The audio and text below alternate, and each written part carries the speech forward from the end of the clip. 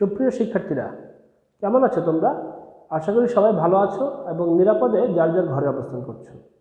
আমি মোহাম্মদ আমিনুল ইসলাম, প্রভাষক, গণিত বিভাগ, মাইলস্টোন কলেজ। আজকে তোমাদের সামনে হাজির হয়েছি উচ্চতর গণিতের অনুশীলনী 8.3 নিয়ে। এই অধ্যায় থেকে তোমরা ইতিমধ্যে 8.1 এবং 8.2 এই অনুশীলনী দুইটি সম্পন্ন করেছো। এ পর্যায়ে আমরা 8.3 অনুশীলনীটি নিয়ে আলোচনা করব।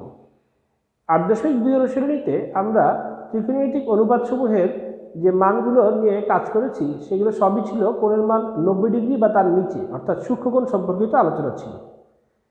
কিন্তু এইবার আমরা এই অনুশীলনীটিতে আমরা শিখব যে সূক্ষ্মকোণ অপেক্ষা বড় যে কোণগুলো রয়েছে বা সমকোণ অপেক্ষায় বড় যে কোণগুলো রয়েছে সেগুলোর ত্রিকোণমিতিক মান কীভাবে নির্ণয় করতে হয় এবং সেগুলোর সম্পর্কিত যে গাণিতিক সমস্যা রয়েছে সেগুলো কীভাবে সমাধান করতে হয়। তো চলো যাওয়া যাক আমাদের আজকের আলোচনাতে। আমাদের আলোচনার সুবিধার্থে আমি আমাদের যেই বেসিক আলোচনাটি রয়েছে সেটিকে বেশ কয়েকটি রুল বা নিয়মের মাধ্যমে প্রকাশ করেছি। তো প্রথমেই আমাদের যে রুল 1 এটি নিয়ে আমরা আলোচনা করব। তো এই সম্পর্কে আলোচনার পূর্বে আমি তোমাদেরকে একটু চতুর্ভাগ পদ্ধতি সম্পর্কে মনে করিয়ে দিতে চাই। অনুশীলনী 8.1 যখন আমরা পড়েছিলাম তখন তোমাদেরকে চতুর্ভাগ সম্পর্কিত ধারণা দেওয়া হয়েছিল। আমি আবার একটু তোমাদেরকে মনে করিয়ে দিচ্ছি। আমরা দেখতে পাচ্ছি যে দুটি রেখা এক্স ও এক্স প্রাইম এবং ওয়াই ও ওয়াই প্রাইম, দুটি রেখা পরস্পরকে লম্বভাবে ও বিন্দুতে ছেদ করেছে। ফলশ্রুতিতে ও বিন্দুতে সমগ্র এলাকাটি সমান 4টি অঞ্চলে বিভক্ত হয়ে যায়।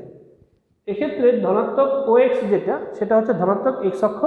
এই এক্স অক্ষ থেকে ধনাত্মক এক্স অক্ষ থেকে ঘড়ির কাঁটা বিপরীতে ঘুরে আমরা চতুর্ভাগগুলোর নামকরণ করেছি। প্রথম চতুর্ভাগ, দ্বিতীয় চতুর্ভাগ, তৃতীয় চতুর্ভাগ এবং চতুর্থ চতুর্ভাগ। আমি তোমাদেরকে দেখো আগেই কিন্তু আমি লিখে রেখেছি, দেখতে পাচ্ছ তোমরা যে চতুর্ভাগের মধ্যে ত্রিকোণমিতিক অনুপাত সমূহকে আমি স্থান দিয়েছি। এই সম্পর্কিত নিয়মটি আমরা এই মুহূর্তে শিখব। তো রুল 1টি আমি একটু বলতেছি তোমাদের সামনে। সকল ত্রিকোণমিতিক অনুপাত প্রথম চতুর্ভাগ ও নিজ নিজ চতুর্ভাগে ধনাত্মক, অন্য চতুর্ভাগে ঋণাত্মক। এর ব্যাখ্যাটি আমরা দেখব। খেয়াল করে দেখো, আমি প্রথম চতুর্ভাগে অল পজিটিভ লিখেছি। এই কথার অর্থ হচ্ছে প্রথম চতুর্ভাগে সকল ত্রিকোণমিতিক অনুপাতের মানই ধনাত্মক হবে। আর দ্বিতীয় চতুর্ভাগের জন্য সাইন এবং কোসেক অনুপাতের মান ধনাত্মক হবে। তৃতীয় চতুর্ভাগের জন্য ট্যান এবং কট অনুপাতের মান ধনাত্মক হবে এবং চতুর্থ চতুর্ভাগের জন্য কস এবং সেক অনুপাতের মান ধনাত্মক হবে। তাহলে সাইন অনুপাতটি যদি আমরা বিবেচনা করি, সাইন অনুপাতটি প্রথম চতুর্ভাগ এবং তার নিজের ঘর বা নিজের চতুর্ভাগ দ্বিতীয় চতুর্ভাগে সে ধনাত্মক, কিন্তু তৃতীয় বা চতুর্থ চতুর্ভাগে সাইন অনুপাতের কোনো কোণ যদি পড়ে সেক্ষেত্রে কী আসবে? মানটি আসবে ঋণাত্মক।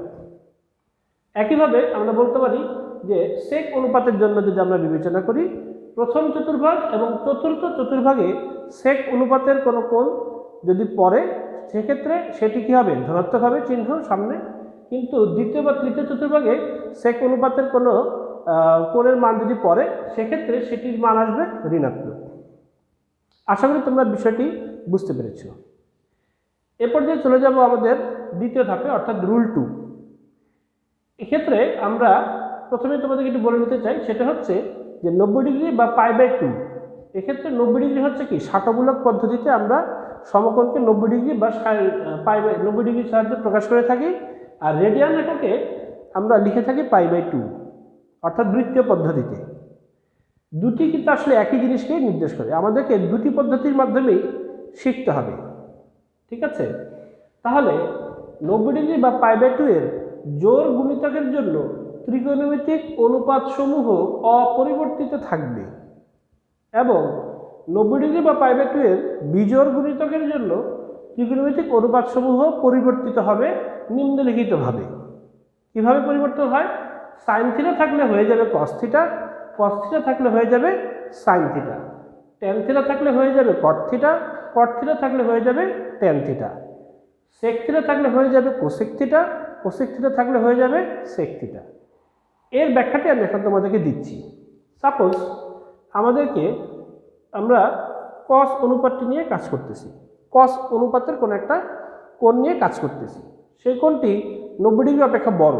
সেক্ষেত্রে আমরা কি করব, এটিকে এমন একটা দুটি অংশে বিভক্ত করব যাতে সবসময় কি হয়, একটা সূক্ষ্মকোণ থাকে এই পাশে, তার সামনে প্লাস বা মাইনাস চিহ্ন দিয়ে আমরা কি করব, বাকি অংশটুকুকে লিখব, অর্থাৎ কোণের যে বাকি অংশটি রয়েছে সেটি লিখব। এক্ষেত্রে এটি হবে কি 90 ডিগ্রি বা π/2 এর গুণিতক। এই অংশটি হবে 90 ডিগ্রি বা π/2 এর গুণিতক। এটি অনেকটি অপারেটরের মতো কাজ করবে। যদি এই গুণিতকটি অর্থাৎ 90 ডিগ্রি বা π/2 এর গুণিতকটির মান জোড় হয়, গুণিতকটি কি হয়, জোড় গুণিতক হয়, সেক্ষেত্রে তোমার cos θ যেটি আছে সেটি কি হবে, cos অনুপাতটি পরবর্তী লাইনে অপরিবর্তিত থাকবে। আমরা লিখেছি যে জোড় গুণিতকের জন্য ত্রিকোণমিতিক অনুপাতসমূহ অপরিবর্তিত থাকবে।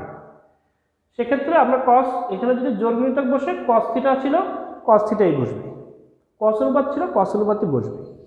কিন্তু যদি এই জায়গাটিতে বিজোড় গুণিতক থাকে, 90 ডিগ্রি বা π/2 এর বিজোড় গুণিতক থাকে, সেক্ষেত্রে কিন্তু পরিবর্তন হয়ে যাবে।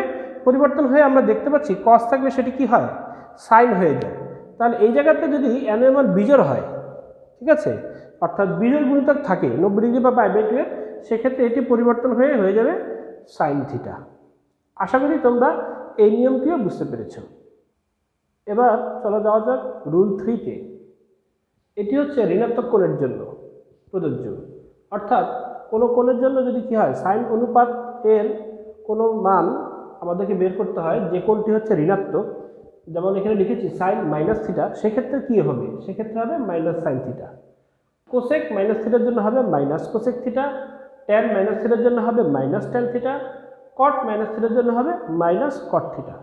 কিন্তু ব্যতিক্রম দেখো দুটি অনুপাত, এটি আমি লিখে রেখেছি আলাদাভাবে লাল কালি দিয়ে তোমাদের বোঝার সুবিধার্থে। এটি হচ্ছে cos minus theta equal two cos theta এবং sec minus theta equal two sec theta. এই দুটির ব্যাপারে তোমরা বিশেষভাবে গুরুত্ব প্রদান করবে, এই দুটির ব্যাপারে তোমরা বিশেষভাবে গুরুত্ব প্রদান করবে। খেয়াল রাখবে যে cos এবং sec এর ক্ষেত্রে ঋণাত্মক কোণের মান তোমার কি আসবে, পজিটিভই আসে। অর্থাৎ cos মাইনাস থিটা হলে cos থিটা হবে, সামনে পজিটিভ চিহ্ন, sec মাইনাস থিটা হলে sec থিটা হবে, সামনে পজিটিভ চিহ্ন। এ পর্যায়ে আমরা চলে যাব আমাদের আজকের আলোচনার পরবর্তী পর্যায়ে, কতিপয় গাণিতিক সমস্যাগুলির সমাধান। প্রথমে চলো আমরা একটি অঙ্ক দেখব, সেটি হচ্ছে 8-এর খ। প্রমাণ করো যে tan π/12, tan 5π/12, tan 7π/12, tan 11π/12 সবগুলো রাশি গুণ অবস্থায় আছে, ইকুয়াল টু হচ্ছে 1। আমাদেরকে এটি প্রমাণ করতে হবে। তো আমরা প্রথমে তাহলে লেফট হ্যান্ড সাইড লিখে শুরু করব। লেফট হ্যান্ড সাইড আমি লিখে রেখেছি, চলো আমরা দেখি। এখানে আমরা দেখতে পাচ্ছি যে থিটার মানগুলো, অর্থাৎ ট্যানের পরে আমরা যে অংশটা থাকে সেটা হচ্ছে কি থিটা বা কোণের মান। তো কোণের মানের ভিতরে সবচেয়ে ছোট হচ্ছে π/12। আমরা চেষ্টা করব সবগুলো অনুপাতকে π/12 এর সাহায্যে প্রকাশ করতে। তাহলে এইটাকে আমরা কোনো পরিবর্তন করব না, তাহলে আমরা লিখব tan π/12 লিখে ফেলব। আচ্ছা, এবার আসো 5π/12 এই অংশটিকে ভেঙে আমরা কি করব, π/12 এর সাহায্যে প্রকাশ করব। তাহলে এখানে দেখো আমরা শুরুতে যেটি করব সেটি হচ্ছে এখানে π/12 দিয়ে দিই থিটার জায়গায়, ঠিক আছে। এখন সামনে চিহ্ন কী হবে সেটা আমরা পরে দেখব। এক্ষেত্রে একটা জিনিস খেয়াল করে দেখো, এটি তোমাদেরকে একটি কৌশল আমি শিখিয়ে দিচ্ছি সহজে অঙ্কটি করার জন্য। এই ভাঙানোটা বুঝতেই স্টুডেন্টদের সমস্যা হয়ে যায়, আমি চেষ্টা করব সহজভাবে তোমাদেরকে এটি বুঝিয়ে দেওয়ার জন্য। খেয়াল করে দেখো, এখানে 12-এর উপরে কি রয়েছে 5, অর্থাৎ 12-এর অর্ধেক 6 থেকে এটি 1 কম, আর এটির ক্ষেত্রে 12-এর উপরে রয়েছে 7, সেটি হচ্ছে 12-এর অর্ধেক 6 থেকে 1 বেশি। যখন এরকম নিচের সংখ্যাটির অর্ধেক থেকে 1 বেশি বা কম থাকবে, তখন তুমি সর্বদাই শুরুতে কি দিবে, π/2 দিয়ে দিবে। অর্থাৎ এই জায়গাতে আমরা লিখে নিব π/2। এখন দেখো তো খেয়াল করে যে লসাগু যদি আমরা করি, তাহলে লসাগু করলে কত আসে, 12 আর 2 লসাগু হচ্ছে কত, 12। 12-এর ভিতরে 2 জায়গায় বার 6 বার, তাহলে উপরে হবে 6π, আর এখানে 12-এর সাথে 12কে একবারই যাবে, সেক্ষেত্রে উপরে হবে 1π। তাহলে 6π থেকে 1π যদি আমরা বিয়োগ করি তাহলে পেয়ে যাব হচ্ছে কি 5π/12। সেক্ষেত্রে এটি করলাম কীভাবে, বিয়োগ করে। আর যদি এই জায়গাটিতে আমরা যোগ চিহ্ন বসাতাম তাহলে পেয়ে যেতাম আমরা 7π/12। অর্থাৎ তাহলে পরেরটিও আমাদের একইভাবে হয়ে গেল, tan π/2 প্লাস কী হবে π/12। 12। ঠিক আছে, আচ্ছা এবার লাস্ট যে পদটি রয়েছে সেটি নিয়ে কাজ করব।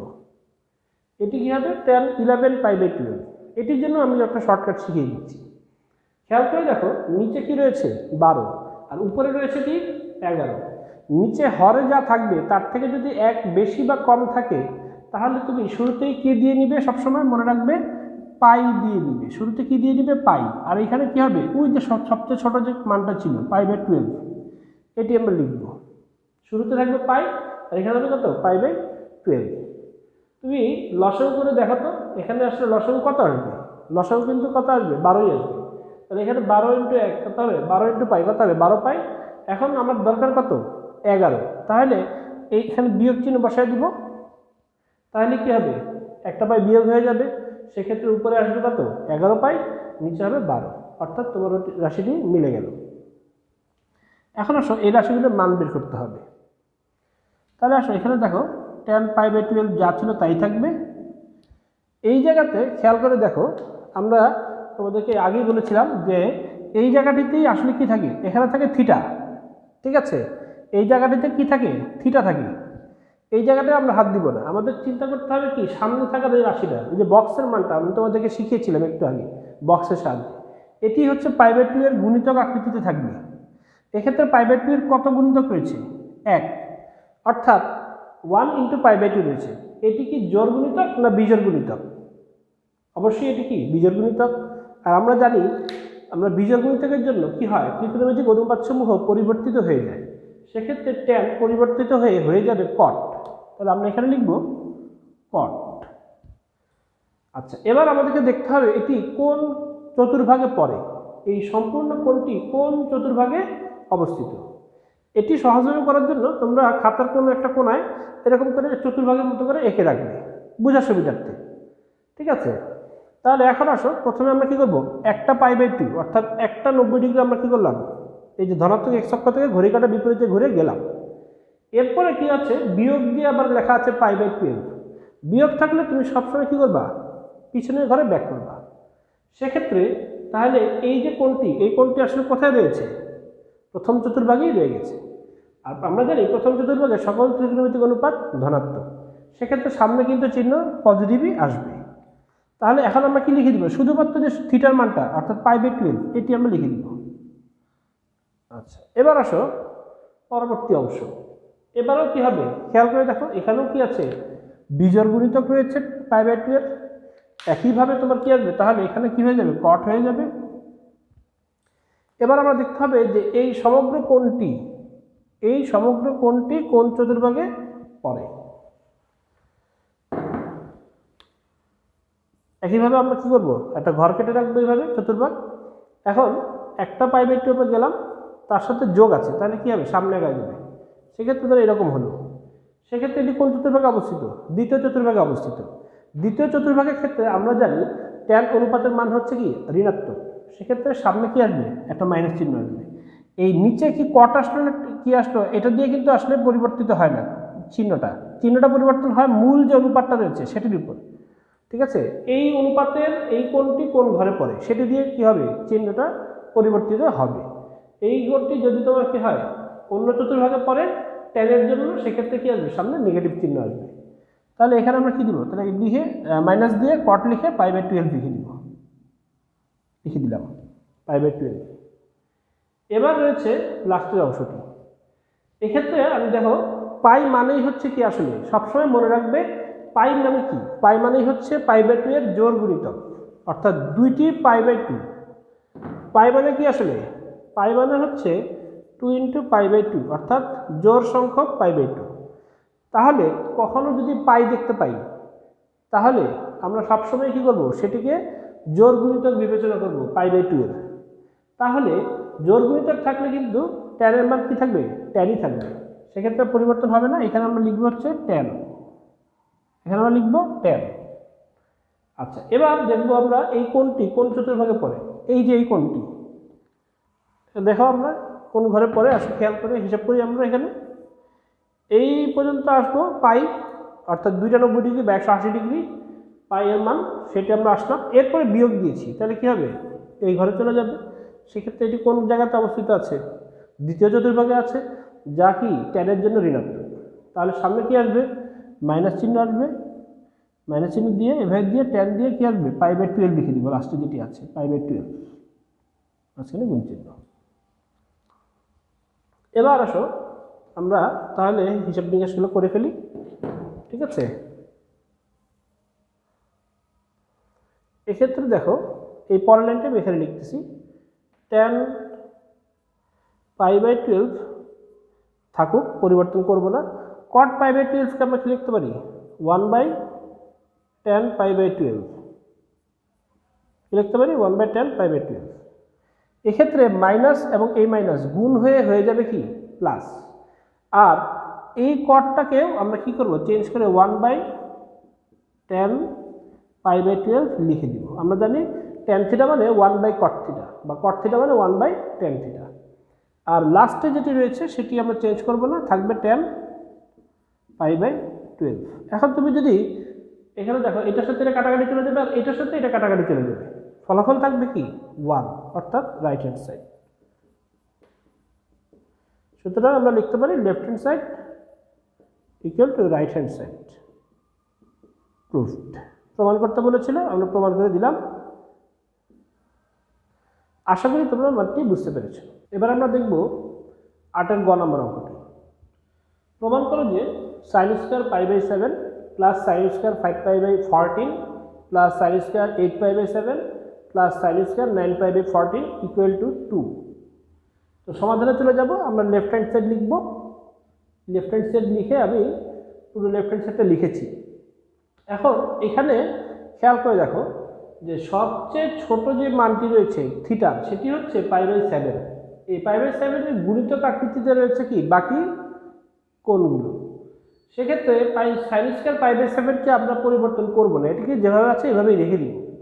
আর বাকি ক্ষেত্রে আমরা কি করব, পরিবর্তন করব। এই যে 5π/14, 8π/7, 9π/14 এগুলোকে আমরা কি করব, π/7 এর সাহায্যে প্রকাশ করার চেষ্টা করব। সেক্ষেত্রে এগুলোকে কি করতে হবে, পরিবর্তন করতে হবে। এই জন্য আমরা কি করব, স্কোয়ারগুলোকে সেকেন্ড ব্র্যাকেট দিয়ে হোল স্কোয়ার আকারে দেখিয়ে দিয়েছি। এবার আসো আমরা এই ভাঙানোগুলো দেখিয়ে দিব যে কীভাবে আমরা π/7 এর সাহায্যে প্রকাশ করতে পারি। তাহলে প্রথমে আমরা সবগুলোতে কি লিখে দিব, π/7। এখানে লিখে দিব কি π/7, এখানে লিখে দেব কি π/7। ঠিক আছে, লিখে ফেললাম। এবার আসো দেখো এখানে আছে কত, 14। তাহলে 14 মিনিটের জন্য আসলে আমার কি দরকার, 2 দরকার আরও। তাহলে এই জায়গাতে আমি লিখে দিব π/2। 7 × 2 = 14, 14-এর ভিতরে 2 যায় 7 বার, তাহলে উপরে হবে কত 7π, আর 7 জায়গায় বার 2 বার, উপরে হবে কত 2π। তাহলে 7π থেকে 2π যদি বিয়োগ করি তাহলে হবে কত 5π/14। আর এই জিনিসটাই খেয়াল করে দেখো, যদি যোগ করতাম তাহলে পেয়ে যাবেন কত 9π/14, অর্থাৎ এই যে লাস্টেরটা।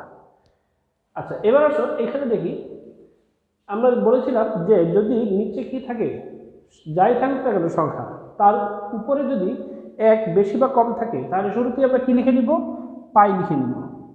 এখন পাই লিখে আমরা কি যোগ করব না বিয়োগ করব। যদি নিচে হরের সংখ্যা থেকে লব কি হয় 1 বেশি হয়, সেক্ষেত্রে আমরা কি করব, যোগ করে দিব। তাহলে π + π/7 কি হবে, sin π + π/7 লিখে হোল স্কোয়ার। আর এটি সম্পর্কে আমি আগেই বলেছি, এই 9π/14 এখানে আমাদের কি করতে হবে, একইভাবে π/2 দিতে হবে, 14 আসবে তাহলে লসাগু করে, এবং কি করতে হবে, যোগ করতে হবে। তাহলে লসাগু করে দেখবে তোমরা 9π/14 চলে এসেছে। আমরা স্কোয়ারটাকে হোল স্কোয়ার হিসেবে দেখিয়ে দিয়েছি। এবার আসো এই রাশিগুলোর মান বের করব। তাহলে sin² π/7 যা আছে তাই থাকবে। এক্ষেত্রে আমরা দেখতে পাচ্ছি কি π/2 এর বিজোড় গুণিতক, এই যে 1 × π/2। সেক্ষেত্রে কিন্তু কি আসবে, সাইনটা হয়ে যাবে কি cos, বিজোড় গুণিতকের জন্য পরিবর্তন হয়, হয়ে যাবে কি cos। আর আমাদেরকে দেখতে হবে কোন চতুর্ভাগে এটি পড়ে। তাহলে π/2 গেলাম, ঘড়ি কাঁটা বিপরীতে ঘুরে তার থেকে বিয়োগ করলে চলে আসবে প্রথম ঘরে, অর্থাৎ আমরা কি আছি, ফার্স্ট কোয়াড্রেন্টে আছি। সকল অনুপাতই কী হবে, ধনাত্মক, তাই সামনের চিহ্ন প্লাসই থাকবে, আর এখানে বসে যাবে 7π/7, তাহলে হোল স্কয়ার লিখে দিলাম। এবার আসো প্লাস দিয়ে পরেরটা। এক্ষেত্রে আমরা কি দেখতে পাচ্ছি, শুরুতে রয়েছে পাই। আমি তোমাদেরকে বলেছিলাম পাই মানেই হচ্ছে জোড় গুণিতক, π/2 এর বা 90 ডিগ্রি। সেক্ষেত্রে সাইন কি থাকবে? সাইনই থাকবে, পরিবর্তন হবে না। আর এক্ষেত্রে কোন ঘরে আমরা পড়ে সেটা আমরা দেখব, অর্থাৎ কোন চতুর্ভাগে পড়ে সেটি আমরা আগে বের করি। সেক্ষেত্রে এরকম চতুর্ভাগ কেটে রাখবা খাতার কোনো একটা কোণায়। এখন এখানে পাই চলে গেলাম, প্লাস দেওয়া আছে, তাহলে একটু সামনে যাব, তাহলে এই জায়গাতে অবস্থিত। সেক্ষেত্রে এটি আসলে কোন চতুর্ভাগে পড়েছে? তৃতীয় চতুর্ভাগে, যা কিনা সাইনের ঘর নয়, সাইনের চতুর্ভাগ নয়। সেক্ষেত্রে সামনে কি আসবে? মাইনাস চিহ্ন আসবে, দিয়ে ওই π/7 লিখে হোল স্কয়ার দিয়ে দিব। ঠিক আছে, এবার আসো লাস্টের যে পদটি রয়েছে সেটি লিখব। এক্ষেত্রে খেয়াল করে দেখো, এক্ষেত্রে আমরা কি পাচ্ছি? ওই একই জিনিস, বিজোড় গুণিতক আছে π/2 এর। সেক্ষেত্রে কি হয়ে যাবে? সাইনটি পরিবর্তন হয়ে কস হয়ে যাবে। ঠিক আছে, আর এরপরে দেখতে হবে কি কোন চতুর্ভাগে পড়ে, কোনটি, এই কোনটি কোন চতুর্ভাগে পড়তেছে। তাহলে আমরা এইভাবে করে গেলাম π/2, একটা π/2 গেলাম, তারপরে প্লাস দিয়েছে, তাহলে আরও এখানে যাব। এক্ষেত্রে এটি কোন চতুর্ভাগে পড়েছে? দ্বিতীয় চতুর্ভাগে। এটি সাইনের ঘর, কাজেই সামনে প্লাস চিহ্নই হবে। জাস্ট আমরা কি লিখে দিব এখানে? π/7 লিখে এবার আমরা হোল স্কয়ার দিয়ে দিব। ঠিক আছে,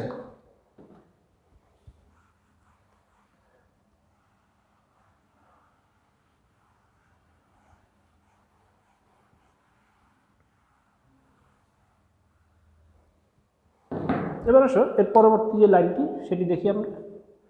এখানে কি আসবে? সাইন স্কয়ার π/7 প্লাস এখানে স্কয়ার হলে কি হবে? কস স্কয়ার π/7 আসবে, প্লাস এই যে স্কয়ার, এটার উপর কি হবে? মাইনাসের উপর স্কয়ার, তাহলে সেটা কি হয়ে যাবে? প্লাস হয়ে যাবে, অর্থাৎ সাইন স্কয়ার π/7 হবে। আর প্লাস দিয়ে এখানে কি আছে? কস এর উপরে স্কয়ার, অর্থাৎ কস স্কয়ার π/7। এখন খেয়াল করে দেখো, আমরা দেখতে পাচ্ছি sine square theta plus cos square theta, আবার sine square theta plus cos square theta. আমরা কিন্তু সূত্র পড়েছি sine square theta plus cos square theta equal to কত? 1। একইভাবে এখানে কি আসবে? Sine square theta plus cos square theta equal to 1, অর্থাৎ ফলাফল আসবে কত? 2। তাহলে আমরা পেয়ে গেলাম রাইট হ্যান্ড সাইড। ঠিক আছে,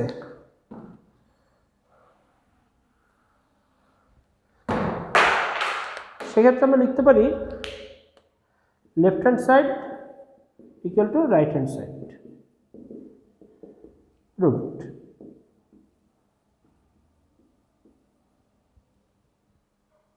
এবার আমরা চলে যাব 8-এর 6 নম্বর অঙ্কটিতে। দেওয়া আছে দেখো tan θ ইকুয়াল টু 3/4 এবং sin θ ঋণাত্মক হলে দেখাতে হবে sin θ plus cos θ divide by sec θ plus tan θ equal to 14/5। তো সমাধানে চলে যাই। দেওয়া আছে দিয়ে লিখেছি tan θ ইকুয়াল টু 3/4। এখন আমাদের উদ্দেশ্য কিন্তু এই লেফট হ্যান্ড সাইডের মানটা আগে, অনুপাতগুলো আগে বের করা, অর্থাৎ sin θ মান আমার অজানা, cos θ মান অজানা, sec θ মান অজানা। তো এই তিনটা মান আমাকে কি করতে হবে? বের করতে হবে। এটার জন্য আমরা একটা ত্রিভুজ ব্যবহার করেছি। খেয়াল করে দেখো যে ABC ত্রিভুজ, যেখানে আমি কোণ সি কে ধরেছি হচ্ছে থিটা। ঠিক আছে, তাহলে আর বি হচ্ছে কি? সমকোণ। তাহলে এক্ষেত্রে এই লম্ব হবে এবি, ভূমি হবে বিসি, আর অতিভুজ হবে এসি। পিথাগোরাসের উপপাদ্যের সাহায্যে এই লম্ব tan θ মানে কি? লম্ব বাই ভূমি, অর্থাৎ লম্বের মান 3, ভূমির মান 4। তাহলে লম্ব এবি হবে 3, ভূমি বিসি হবে 4। সেক্ষেত্রে এসি মানটা আমরা পিথাগোরাসের উপপাদ্যের সাহায্যে বের করেছি 5। তাহলে sin θ মানে কি? লম্ব বাই অতিভুজ 3/5, cos θ মানে ভূমি বাই অতিভুজ 4/5, sec θ হচ্ছে অতিভুজ বাই ভূমি, অর্থাৎ 5/4। কিন্তু এখানে একটি লক্ষ্য করার বিষয় আছে, কিন্তু sin θ ঋণাত্মক হওয়ায় sin θ ঋণাত্মক হওয়ায় কি ঘটবে? সেক্ষেত্রে আসলে এই যে sin θ মানগুলো যেগুলো আমরা লিখেছি, এই মানগুলোর পরিবর্তন ঘটবে। অর্থাৎ আমরা লিখব sin θ ইকুয়াল টু হবে -3/5, আর সাইন যদি ঋণাত্মক হয় কসও ঋণাত্মক হয়ে যাবে, হবে -4/5। কেন আসলে এটা হয়? খেয়াল করে দেখো, tan θ মানে হচ্ছে পজিটিভ। আমরা জানি tan θ মানে sin θ ডিভাইড বাই cos θ। উপরে যদি sin θ মান নেগেটিভ হয়, তাহলে নিচেও তো cos থিটা মান নেগেটিভ হইতে হবে, তাহলেই কি হবে tan থিটা মান পজিটিভ আসবে। এই জন্য sin থিটা নেগেটিভ হতে cos থিটাও কি হয়ে যাবে নেগেটিভ। আর আমরা জানি cos থিটার বিপরীত রাশি হচ্ছে sec থিটা, তাহলে sec থিটাও কি হবে নেগেটিভ হয়ে যাবে। তাহলে sec থিটা মান আসবে -5/4। ঠিক আছে, এখন আমরা আসো এই মানগুলো বসিয়ে দিব লেফট হ্যান্ড সাইডে।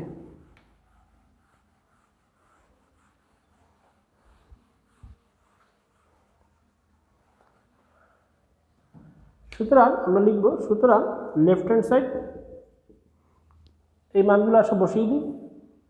sin থিটা মান কি ছিল -3/5, আর cos থিটা মান কি ছিল -4/5, আর এক্ষেত্রে sec থিটা মান ছিল -5/4, আর tan থিটার মান ছিল কি প্লাস দিয়ে 3/4। এখন আমরা কি করব, লসাগু করি আসো।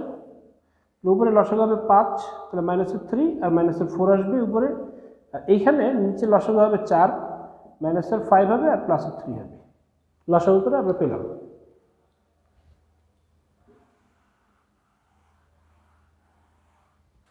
এখন আমরা যদি ক্যালকুলেশন করি তাহলে কি আসবে, উপরে -7/5 আর নিচে আসবে হচ্ছে -2/4। ঠিক আছে, এখন ভগ্নাংশ যদি ভাগের আছে এটা যদি গুণে দিয়ে দিই আমরা, তাহলে কি আসবে -7/5 ইন্টু 4/-2।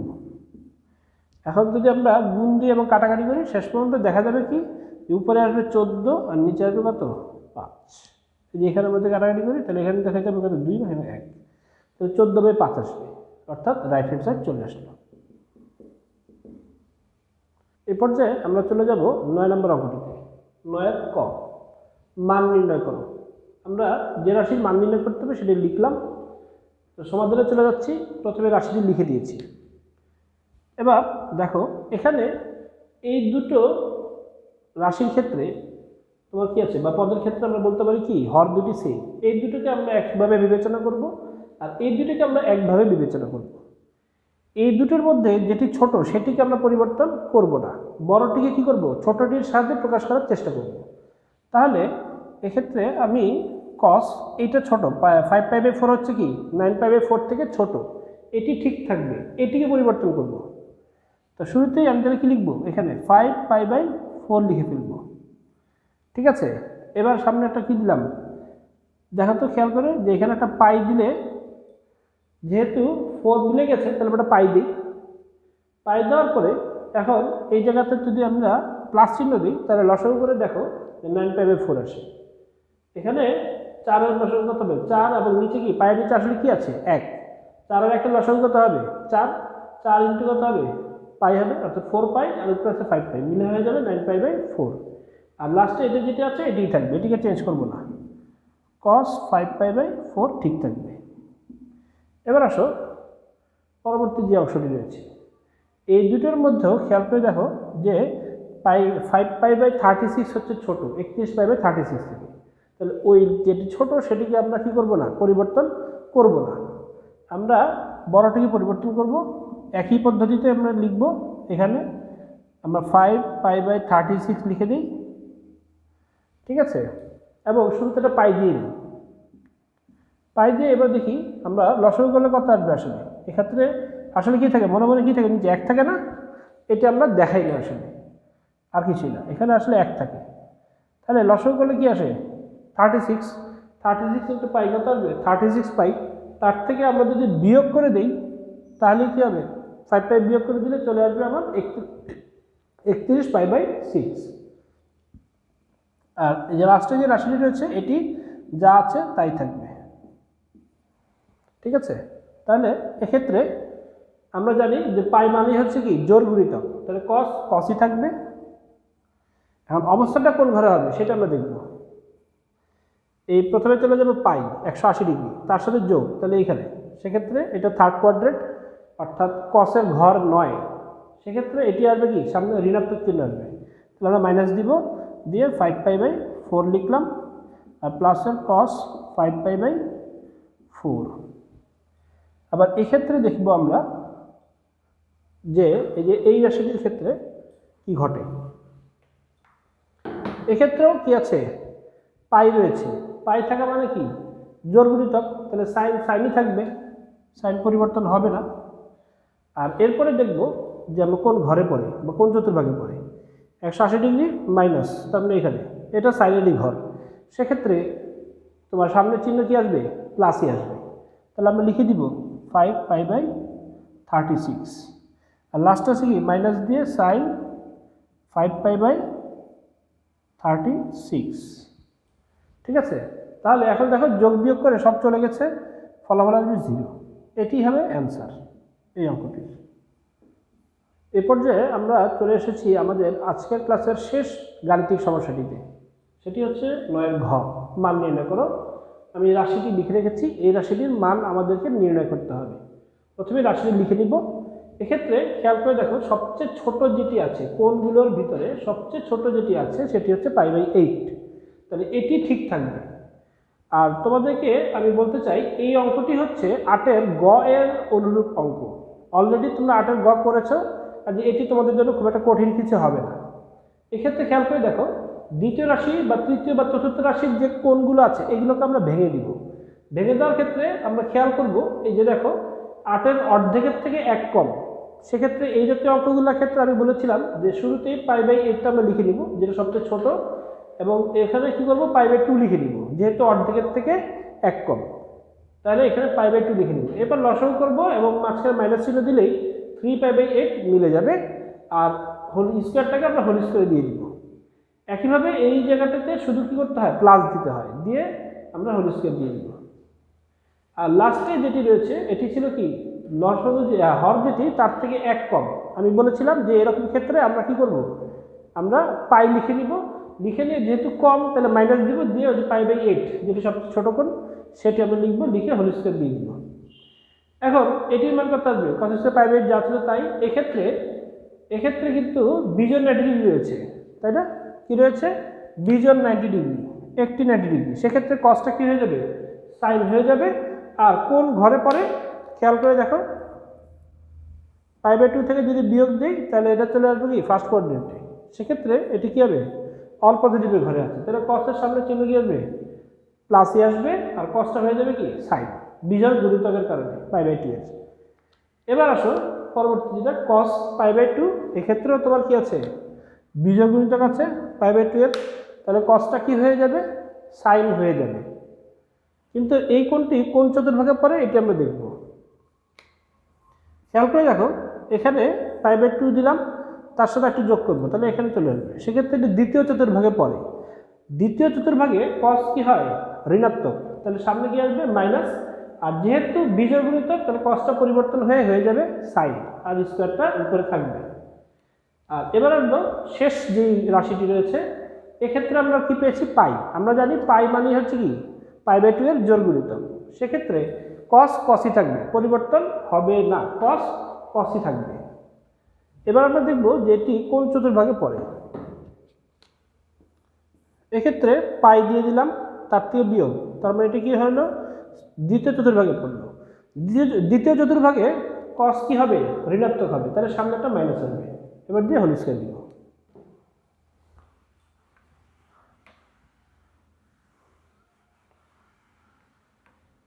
তাহলে এখন আসলে কি দাঁড়াবে ফলাফল, এটি আমরা দেখব।